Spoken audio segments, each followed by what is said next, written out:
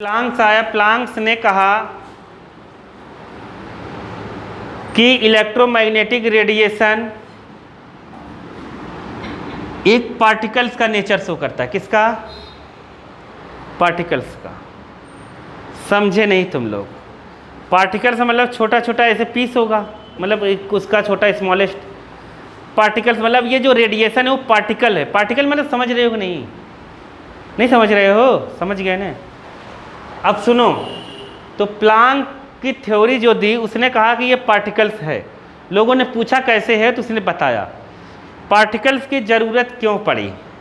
क्या क्यों पड़ी पार्टिकल्स की? तो देखोगे एनसीईआरटी में लिखा है कि जो इलेक्ट्रोमैग्नेटिक वेव थी, वेव थ्योरी थी, वो बहुत सारी चीज़ों को बता नहीं पाया। क्या करा?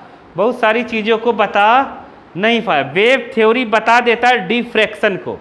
देखो बुक में लिखा होगा एक डिफ्रैक्शन, उसके ऊपर स्टार बना होगा, बना है डिफ्रैक्शन, लिखा है ना डिफ्रैक्शन। और उसके बाद सीधा लिखा होगा इंटरफेरेंस। क्या लिखा होगा? इंटरफेरेंस। ये तुम्हें 12th में फिजिक्स में एकदम डिटेल में पढ़ाया जाएगा, पूरा 4 पेज का है डिफ्रैक्शन इंटरफेरेंस। समझ गए? तो यहाँ क्या है, तो बुक के नीचे देखोगे, एकदम नीचे, तो उसमें डिफ्रैक्शन का बताया गया है क्या है। तुम्हें समझ में नहीं आएगा, लेकिन बताया गया है कि डिफ्रैक्शन क्या है। तो देखो उसमें लिखा है diffraction is the bending of wave, ठीक है, अराउंड एन ऑब्स्टैकल। ऑब्स्टैकल मतलब क्या? रुकावट। क्या? रुकावट। समझ गए कि नहीं? मतलब बात को समझो। समझ नहीं पा रहे हो? जैसे देखो, जैसे मैंने ये बुक रखी, लाइट इधर से आ रही थी, लाइट यहाँ टकराई, बुक के सामने पूरा अंधेरा होना चाहिए था, लेकिन बुक के सामने उजाला है। क्यों? सवाल नहीं समझे? सवाल नहीं समझे? नहीं समझे? जब लाइट यहाँ जा ही नहीं रही बुक के सामने, बुक ने तो लाइट को रोक लिया। जब यहाँ लाइट जा ही नहीं रही है तो यहाँ उजाला कैसे दिख रहा है? समझे नहीं समझे मैं क्या बोला? नहीं समझे? समझ गए ने? तो डिफ्रैक्शन में ये पढ़ाया जाता है कि लाइट यहाँ से बेंड होती है, इधर जाती है, इसकी जो शैडो रहती है ना उसमें घुसती है, इस किनारे से टकरा कर, किनारों से टकरा के लाइट इसके शैडो में जो घुसती है ना, वो क्या है? शैडो में घुसने की वजह से तुम समझ नहीं पाए, जहाँ इसकी शैडो है वहाँ उतनी लाइट नहीं जा पा, यहाँ टकराएगा, इधर उधर बिखर जाएगा, लेकिन कुछ लाइट इसके जो इसकी शैडो उसमें भी जा रही है, इसकी मतलब वहाँ उजाला हो रहा है, इस किनारे से लाइट टकरा के जो उसमें जा रही। नहीं आया समझ में? ये डिफ्रैक्शन है। क्या है? डिफ्रैक्शन। नहीं आया समझ में? नहीं आया? आ गया ना? शैडो में लाइट किनारों से, कोई ओपेक ऑब्जेक्ट से, ओपेक मतलब जो ट्रांसपेरेंट ना हो, उसको किनारों से टकरा से लाइट उसकी शैडो में जब घुसती है तो शैडो में थोड़ा सा प्रकाश तो दिखता है, लाइट दिखता है, तो ये घटना कहलाती है क्या? डिफ्रैक्शन। और एक दिया हुआ है वहाँ पर इंटरफेरेंस। क्या दिया हुआ है? इंटरफेरेंस। अब इंटरफेरेंस क्या है, अब ध्यान से समझो। देखो एक लाइट जल रही है, जैसे एक बल्ब जले, अगर एक बल्ब जले इतना उजाला है ना, दूसरा बल्ब जले ज़्यादा उजाला कैसे हो गया? तो एक जो लाइट है ना वो वेव की तरह ऐसे आती है, एक लाइट की वेव ऐसे आती है एक सोर्स से, दूसरे सोर्स से लाइट की वेव ऐसे आ रही है, और ये दोनों आपस में मिल जा रहे हैं। जहाँ जहाँ मिल रहे हैं वहाँ वहाँ उजाला ज़्यादा हो जा रहा है। नहीं समझ पाए क्या? तो इसे कहते हैं क्या? दो वेव मिलकर एक नई वेव बना रहे हैं, ये सुपर इम्पोज कर रहे थे, ये इंटरफेरेंस है। क्या है? इंटरफेरेंस। नहीं आया? ये दोनों घटनाएं इलेक्ट्रोमैग्नेटिक रेडिएशन के वेव को कैरेक्टर को बताती है। किसको कैरेक्टर को बता रही है? वेव कैरेक्टर को बता रही है। लेकिन कुछ घटनाएं, ये जो वेव कैरेक्टर है वो डिफाइंड नहीं हो पा रहा है इलेक्ट्रोमैग्नेटिक, वो नीचे दिया हुआ है। कहाँ दिया हुआ है? नीचे। नीचे देखो दिया है ना क्या? क्लासिकल फिजिक्स जो है, क्लासिकल फिजिक्स मतलब वेव थ्योरी, क्वांटम फिजिक्स जो आया ना, क्वांटम थ्योरी जो आई ना, वो मॉडर्न फिजिक्स है। क्या है? और ये वेव थ्योरी जो थी वो क्लासिकल फिजिक्स है, क्वांटम थ्योरी मॉडर्न फिजिक्स की बात है। इसीलिए उस पैरा के नीचे देखो लिखा होगा क्या, 19th सेंचुरी लिखा है ना, फिजिक्स नोन एज क्या, क्लासिकल फिजिक्स। क्लासिकल फिजिक्स मतलब वो वेव थ्योरी वाली फिजिक्स। क्या नहीं बता पाया, देखो वहाँ पे क्या नहीं बता पाया होगा, देखो nature of emission of radiation from hot body, क्या हॉट बॉडी से जो रेडिएशन हो रहा है वो नहीं बता पाया। अब तुम सोच रहे होगे कैसी हॉट बॉडी, जैसे तुम तवे को गर्म करो, क्या करो, तवे को गर्म करो, तुम तवे को ऊपर ऐसे हाथ लगाओगे ना, टच नहीं करना है, खूब गर्म करो, खूब गर्म करो, तुम देखोगे तवे को ऊपर ऐसा तुम्हें महसूस होगा कि गर्मी निकल रही है। अरे मतलब एक एनर्जी निकल रही है, रेडिएशन ही तो है वो, क्या है, रेडिएशन है। आया समझ में कि नहीं आया? इस रेडिएशन को नहीं बता पाया, हॉट बॉडी रेडिएशन को नहीं आया। या फिर कह रहा है black body radiation. Black body क्या है आगे अभी हम लोग पढ़ेंगे। ब्लैक बॉडी क्या है, जो हर फ्रिक्वेंसी के रेडिएशन को एब्जॉर्ब कर ले, क्या कर ले, एब्जॉर्ब कर ले, वो क्या होता है, ब्लैक बॉडी। नहीं समझ पाए? तुम देखो गर्मियों में अगर तुमने ब्लैक कपड़े पहने, क्या पहने हैं, ब्लैक कपड़े, तुम्हें पता है जैसे ये रेड कलर का दिख रहा है, जैसे तुम कोई वाइट चीज़ लिए हो, जैसे कोई वाइट चीज़ है, जैसे चौक वाइट है, वाइट है, तो इसका कलर तुम्हें वाइट क्यों दिख रहा है? अब तुम कहोगे वाइट है, वाइट दिख रहा है, तुम कहोगे वाइट है, वाइट दिख रहा है, मैं यहाँ ग्रीन कलर दिखा दूँ, वाइट नहीं दिखेगा। ये पूरी लाइट कैसी लगा दूँ, ग्रीन कलर की, वाइट नहीं दिखेगा। स्टोरी समझे कि नहीं? पूरी कलर यहाँ पे ग्रीन ग्रीन लगा दूँ, रेड रेड लगा दूँ, ये वाइट नहीं दिखेगी तुम्हें। इसका मतलब ये वाइट है, रेड लगा दूंगा रेड हो जाएगा। अरे तुम कहने का मतलब समझे मेरा कि नहीं समझे? ये वाइट क्यों दिख रहा है, लाइट का गेम है इसमें। किसका गेम है? मतलब जो यहाँ कलर है ना, उस कलर को भी तुम धोखा खा जाओगे अगर यहाँ की लाइट गलत कर दिया जाए। बात को समझो, वाइट कलर की लाइट में, वाइट कलर की लाइट में 7 कलर होते हैं। अब मुद्दा ये है कि ऑब्जेक्ट किस कलर का दिखेगा, उसमें ऑब्जेक्ट में प्रॉपर्टीज होती हैं, कुछ उसमें पिगमेंट्स होते हैं, वो कुछ लाइट के कुछ कलर को एब्जॉर्ब करता है और कुछ कलर को एब्जॉर्ब नहीं करता है। तो जो ब्लैक कलर है क्या है, वो 100% सारे कलर को एब्जॉर्ब कर लेता है। जो ब्लैक है ना, उसमें ऐसा पिगमेंट है जो सारे कलर को क्या कर लेता है, एब्जॉर्ब कर लेता है, इसलिए उसमें कलर ही नहीं दिखते, ब्लैक दिखता है। और ये वाइट क्यों दिख रहा है, क्योंकि ये सारे वाइट कलर में, वाइट लाइट में जो भी कलर्स हैं सभी को रिफ्लेक्ट कर दे रहा है, ले ही नहीं रहा है। तो जैसी लाइट आ रही वैसा ये दिखेगा। रेड कलर की लाइट आएगी न, तो ये रेड को भी एब्जॉर्ब नहीं करेगा, इसके अंदर कोई पिगमेंट नहीं है। रेड कलर आएगा, इससे टकराएगा, तुम्हारी आंखों में जाएगा, तो ये रेड ही दिखेगा। नहीं आया? आया कि नहीं आया? आया कि नहीं? आ गया? तो अब समझ गए ना? तो कोई चीज़ रेड दिख रही है, उसको हम दूसरी कलर भी दिखवा सकते हैं यहाँ पर लाइट चेंज करके। आया? तो मतलब अगर ये रेड दिख रहा है तो इसमें ऐसा एक पिगमेंट है जो रेड कलर को रिफ्लेक्ट कर रहा है। नहीं आया समझ में? रेड कलर को रिफ्लेक्ट कर रहा है, तो अपनी आंखों में केवल रेड आ रही है, बाकी सबको क्या कर ले रहा है, ये एब्जॉर्ब कर रहा है। इसीलिए लाल कलर के कपड़े पहनो, देखो गर्मी लगेगी। नहीं आया समझ में? नहीं समझ में? तुम समझ नहीं पा रहे।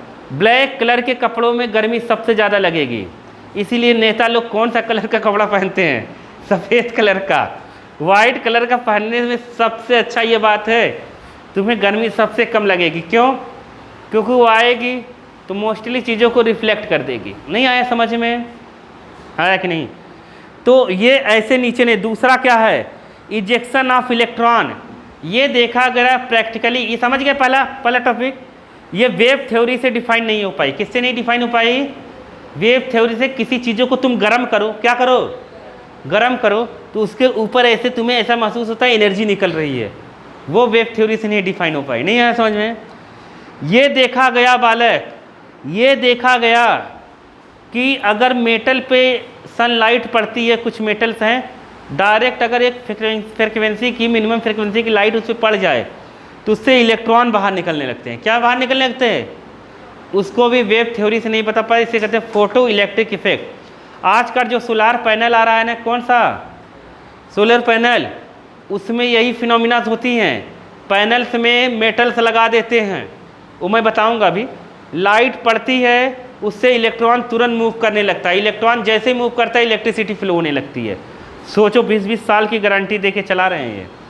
एक सोलार पैनल की गारंटी 20 साल की गारंटी, समझ गए कि नहीं? 20 साल की गारंटी देते हैं वो लोग, 20 साल तक खराब नहीं होगा ये, समझ गए? सोलर पैनल की कुछ खराता थोड़ी ना, उसमें मेटल लगाया, सीजियम में सब मेटल लगाया, लाइट पड़ी, इलेक्ट्रॉन मूव कर गया, तार में जैसे मूव करा, पंखा चलाओ दिन भर, नहीं समझ पाए। ऐसी चीज़ें हो रही हैं। हाँ, रात में तो उसके लिए इन्वर्टर बैटरी होती है ना, वो इसमें स्टोरेज हो जाती है एनर्जी, फिर उससे चलाओ। ऐसा है। ये सवाल सही पूछा तुमने। चलो देखो आगे चलते। तो ये फोटो इलेक्ट्रिक इफेक्ट को नहीं बता पाया कौन?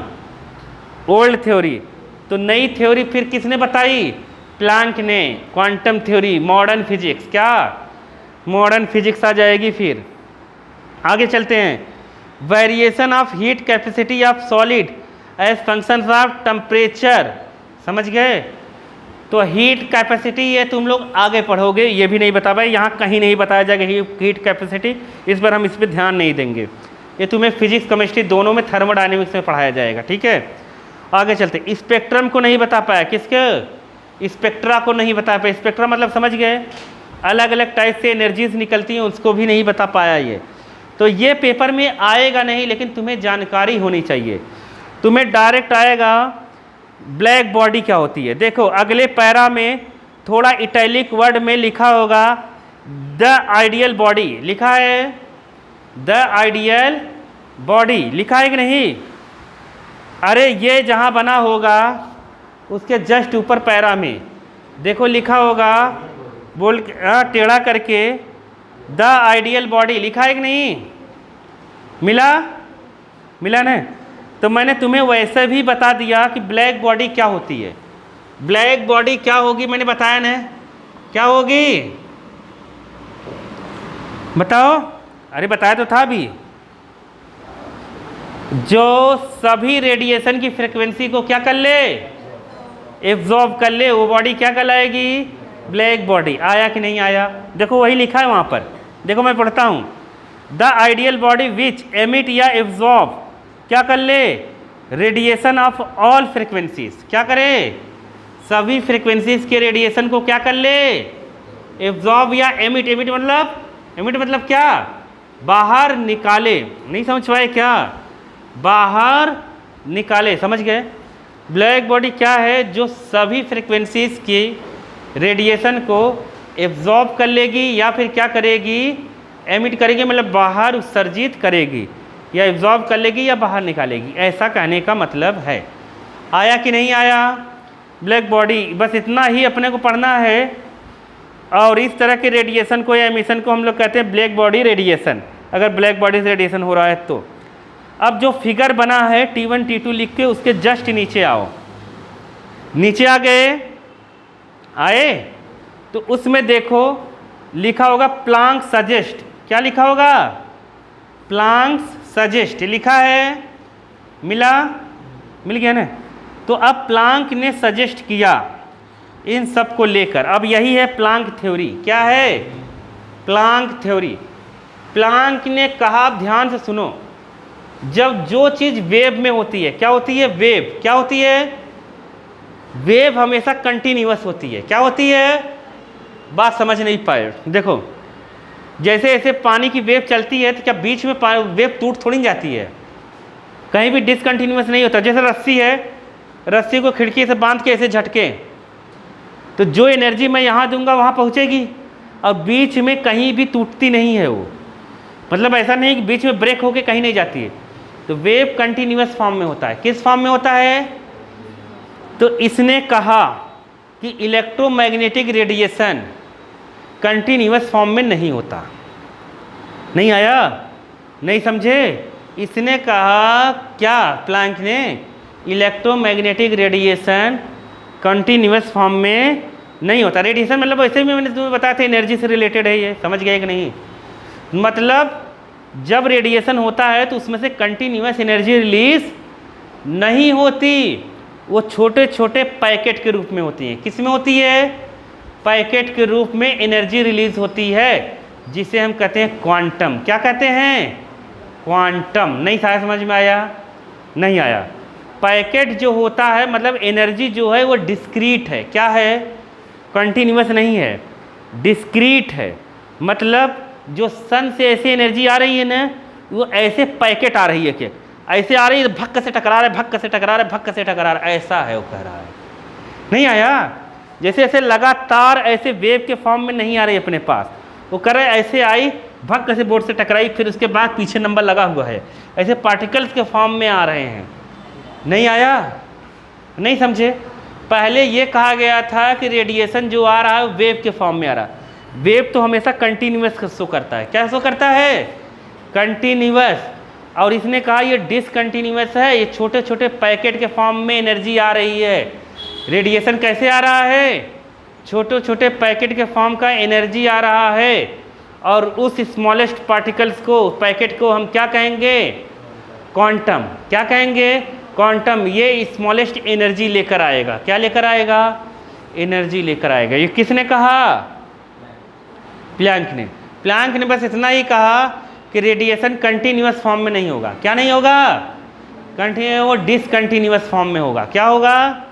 डिसकंटिन्यूअस फॉर्म में होगा, मतलब डिस्क्रीट एनर्जी के फॉर्म में होगा। और उसका नाम क्या दिया उसने?